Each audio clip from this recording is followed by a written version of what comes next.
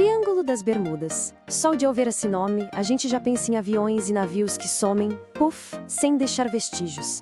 É sem dúvida um dos maiores mistérios do nosso tempo. Mas e se existisse uma resposta? E se alguém, contra todas as probabilidades, tivesse voltado para contar essa história? Existe um jeito certo de crescer no YouTube e ganhar dinheiro com isso, e a maioria das pessoas não faz ideia.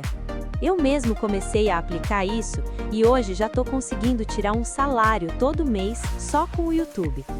Se você quer entender como isso funciona, eu deixei um link na descrição explicando tudo. Dá uma olhada lá depois.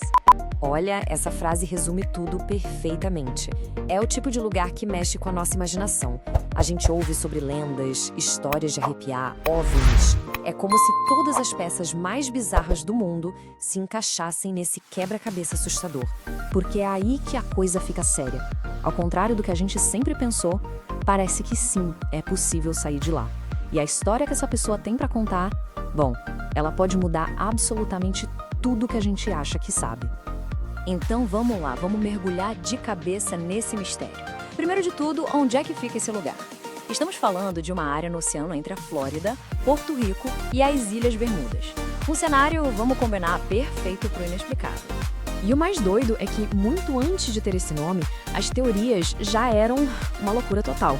Tinha de tudo, gente falando de gás metano explodindo do fundo do mar, planos de alienígenas, a cidade perdida de Atlântida e, claro, monstros marinhos. A imaginação corria solta. Mas vamos ser sinceros, o que realmente construiu a reputação do Triângulo foram os incidentes reais, os desaparecimentos que até hoje ninguém consegue explicar direito. O primeiro grande caso que chocou o mundo foi o do SS Cyclops, em 1918. Pensa num navio gigante para a época. Um cargueiro americano com mais de 160 metros de comprimento. E ele não estava vazio não, longe disso. A bordo viajavam mais de 300 pessoas e, além delas, 11 mil toneladas de carga. É muita coisa. E então, ele simplesmente sumiu, desapareceu do mapa. E detalhe, com o tempo perfeito, céu limpo, mar calmo. Nenhuma mensagem de socorro, nenhum destroço, nenhum corpo, nada. Como isso é possível?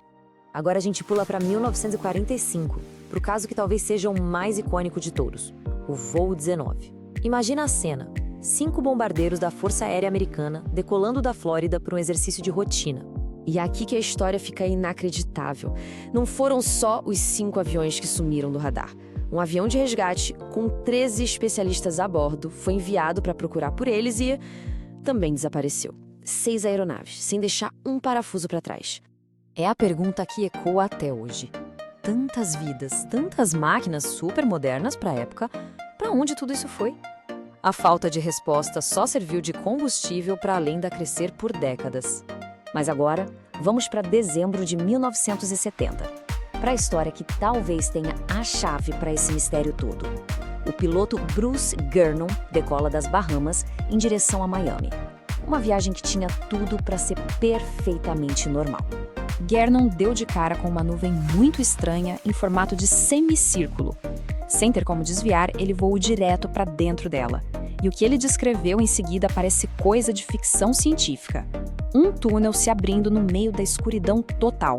Imagina o caos lá dentro. Escuridão total, feixes de luz bizarros cortando o avião, umas linhas estranhas girando em volta da aeronave e os instrumentos de navegação enlouqueceram completamente. Depois de segundos de puro pânico, ele conseguiu sair do túnel, só para cair direto numa névoa densa, toda esbranquiçada. Mas a parte mais chocante, mais absurda de todas, vem agora. Quando ele finalmente conseguiu falar com a torre de controle, descobriu algo impossível. A viagem, que deveria durar 1h30, foi feita em 47 minutos. E o trecho dentro daquele túnel, eles percorreram 150 quilômetros em apenas 3 minutos. E aqui está o ponto principal. Para cobrir essa distância nesse tempo, o aviãozinho do Gernon teria que voar a 3.000 km/h. Isso é mais rápido que um caça de guerra supersônico, uma impossibilidade física para aquela aeronave. Então, diante de um evento tão bizarro, a pergunta é: como a ciência tenta explicar uma coisa dessas? Que tipo de fenômeno poderia causar isso? A teoria que mais se encaixa na descrição do Gernon é a da névoa eletrônica. A ideia é que um vórtice gigante, um redemoinho de ar, pode se formar e criar um fluxo super esquisito, quase como um funil. E isso se parece muito com o túnel que ele descreveu. E para explicar o salto no tempo, alguns cientistas falam num fenômeno de curvatura do espaço, como um buraco de minhoca. Para entender, imagina pegar uma folha de papel com 2 pontos distantes. Em vez de ir em linha reta, você dobra o papel e faz os pontos se tocarem. Você cria um atalho no espaço-tempo. E tem uma outra possibilidade ainda mais especulativa, que envolve a energia escura. É um conceito que a gente mal entende usado para explicar a expansão do universo. Será que o Guernon pode ter encontrado uma manifestação concentrada disso? Mas e se a resposta for muito menos mística? E se a gente deixar a ficção científica de lado e olhar para os fatos concretos daquela região? A verdade é que o Triângulo das Bermudas é um lugar naturalmente perigoso. Ali ficam algumas das fossas oceânicas mais profundas do mundo, recifes de coral que são verdadeiras armadilhas, ondas gigantescas da corrente do Golfo e até uma anomalia magnética que pode deixar as bússolas malucas. E aqui está o dado que muda tudo.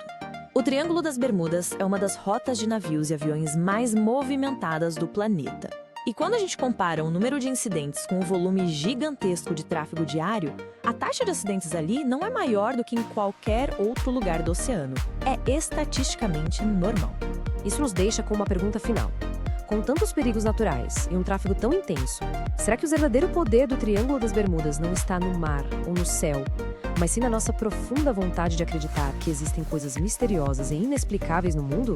A resposta? Bom, talvez continue lá fora.